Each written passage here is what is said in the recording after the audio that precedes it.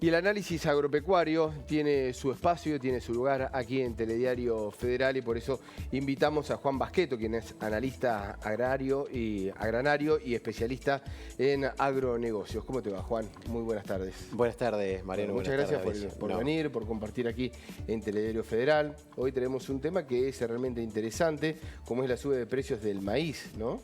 Sí, en realidad podríamos hablar de la firmeza que está mostrando el maíz en mercados internacionales y también, obviamente, por la alta dependencia que tienen los mercados internacionales, o mejor dicho, el mercado local con los mercados internacionales, esa suba también se traslada a los precios locales y, bueno, la verdad que es un alivio para el productor agropecuario que en este momento se encuentra terminando de recolectar su cosecha de maíz, que los precios lo acompañen, ¿no?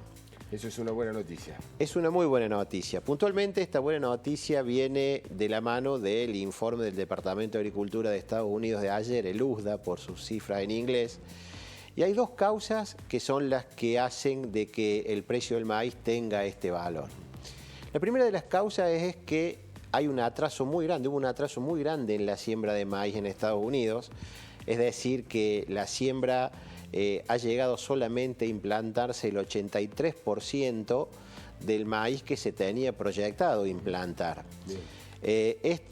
Digamos, si el productor de ahora en más decide seguir implantando maíz, lo hace a riesgo propio. ¿Qué quiere decir? Que no puede acceder a seguros en la cual podría garantizar tanto precio como algún tipo de seguro multirriesgo, por decirlo de alguna manera. Entonces, si ahí vemos el gráfico, es que vemos que solamente se sembró el 83% y con respecto al promedio de los años anteriores y al año anterior, está muy por debajo. Esto hace que en realidad el maíz valga mucho porque se interpreta de que si hay siembras tardías, el rendimiento va a ser menor. La segunda causa que hace de que estos precios tengan este valor se debe a la condición de los cultivos, porque si bien es cierto que se implantó el 83%, vemos que la condición de los cultivos, que es ese puntito rojo, es la primera medición, está muy por debajo de las líneas que indicaban el promedio histórico y el año anterior. O sea, tenemos poca siembra y lo que está sembrado es de mala calidad. Esto hace de que el informe que se publicó, digamos, en el Departamento de Agricultura de Estados Unidos ayer, nos muestre una proyección en la cual la pérdida, digamos, de producción de Norteamérica va a ser de aproximadamente un 10% de su producción, unos 30 y pico millones de toneladas, sobre una producción total de 370, y esto la verdad que hace que bajen los stocks finales, que el mercado se recaliente.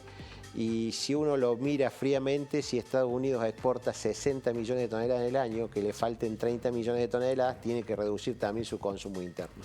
Así que los precios y las perspectivas del maíz son muy buenos. Y obviamente... Te iba a preguntar por las perspectivas, Juan, porque ahora esto es lo que se marca, las perspectivas también siguen siendo alentadoras.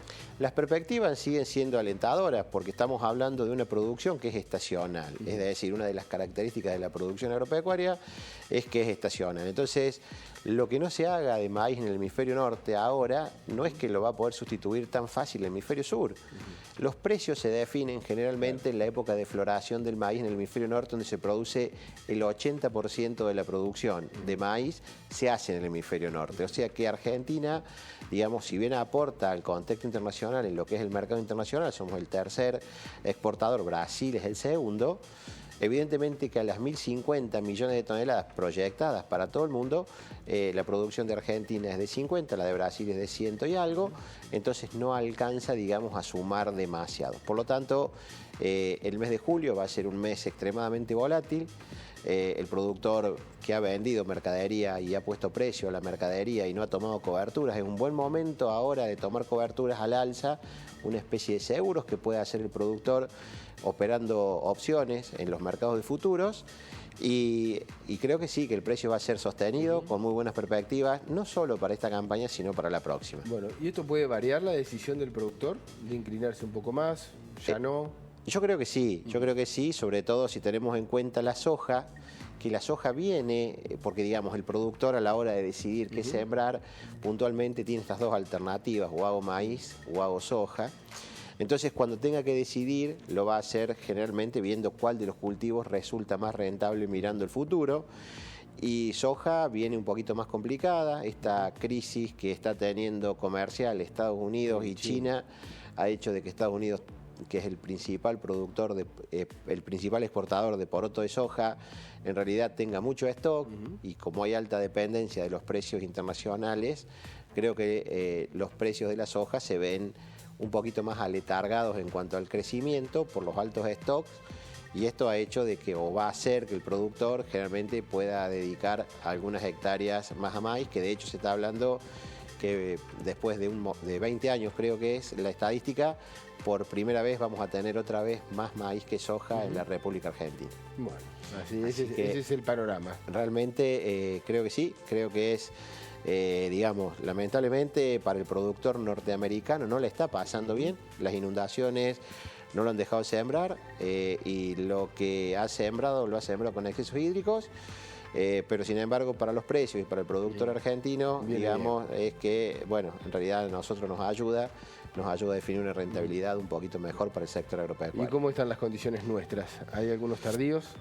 Las condiciones nuestras, bueno, este clima, digamos, en el cual se atrasa todo lo que es la recolección por los excesos de humedad.